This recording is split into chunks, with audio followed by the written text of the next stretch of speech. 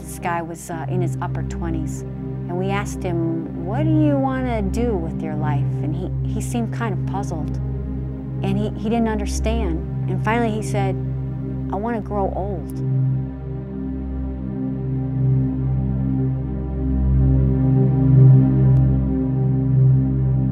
This is what we know. A boy born into our neighborhood is more likely to end up in prison than in college. He's more likely to be molested. He's more likely to see violence. His sister is more likely to become pregnant at a young age. He has greater access to guns, greater access to illegal narcotics, and less access to a quality education. Growing up in such an environment, he is more likely to not have any dreams. I even had a kid say to me, you know, what does it matter what I do now? I'm either going to be killed or be in prison anyway, so what's it matter? When I was a kid, a person got in a fight, somebody won, somebody lost, and you may end up buddies, you know, by the end of the whole piece. We were taking kids home from Bible study one night on the bus, and as we pulled up to a stoplight, we're in the right-hand turn lane right outside of a corner store, and pulled out from the store is a man by about 6 or 8 other people, and right outside the windows where we've got kindergartners through 6th graders on the bus, right outside their windows, this man is beat within an inch of his life with baseball bats and stomped on by a crowd of like 20 people. But now, you know, when guns are available, you really have kids making decisions that have much more life-changing or life-ending ramifications. And I was sitting next to a kindergartner in the front of the bus who said, Bill, I've never seen anything like that before in my life. I hadn't either, but I was 35. He was 5.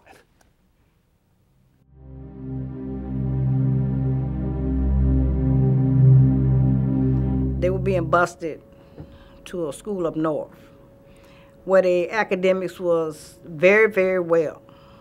Then after they started going to the schools in the neighborhood, they changed completely.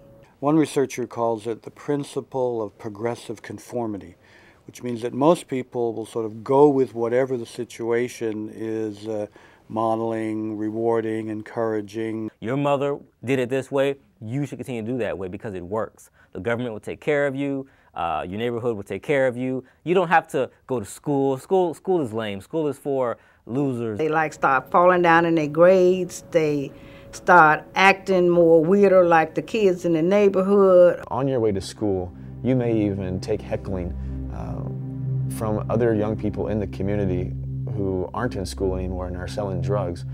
And it's a village, and it's raising their children. It's been hard just to actually try to walk down the street without somebody saying anything to you. When we say structure is good, the street says, do what you want. This is better, this is more fun. And I saw, you know what I'm saying, like the flashy life, you know what I'm saying, like people driving cars, you know what I'm saying, but how they was getting it was the drugs, you know.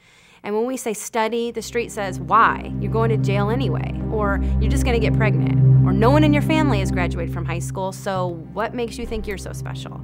Inside, it comes from a lot of shame, because people who are ashamed of who they are fear that they will sort of become psychically destroyed. It's called psychic annihilation. The youngest I've seen selling drugs is 9 to 10 years old. I don't feel safe out there because it's like this girl put out her nail file like the drug dealer is taking her. She stabbed this girl in her back and her ear. Boy, he was walking down the street and they was looking for him. My mom was afraid of me going to the store. Corner right around the corner from my house. My cousin's house. And then they jumped at the alley and started beating him up. Specifically, there were drug dealers like right in front of the store. And we had to run back in the house, and I think somebody got shot. And violence is one of the clearest ways that people who feel ashamed can prove to themselves and others that they do exist and you have to take notice of me. Violence is just a symptom, one of many negative forces that make up the negative village. But it's a symptom that begets other symptoms. Witnessing violence can lead to a culture of hopelessness, which can leave its individuals more susceptible to the quick fix of drugs and sensuality. Poverty and the lack of opportunities can lead to the need for validation through having babies at a young age, or the prestige offered by the gangs in the drug industry.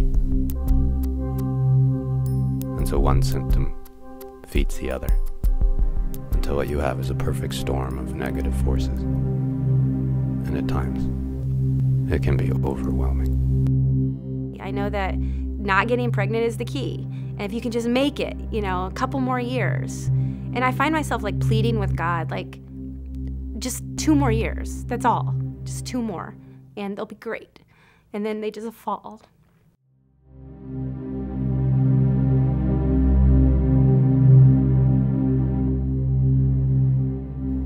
So what we didn't know when we moved in was that there were many people who were already here, being what the scripture calls salt and light.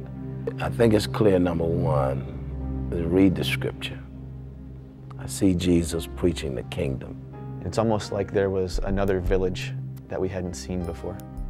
The kingdom's work in this community is really providing a place of a counterculture environment. Decades before we came here, there were little old ladies in the community praying for this neighborhood, asking God to bring about neighborhood change. Ever there is the most need for the kingdom, that's the greatest opportunity.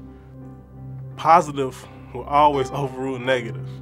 Eventually, yes, positive will take over. Jesus proved that to us.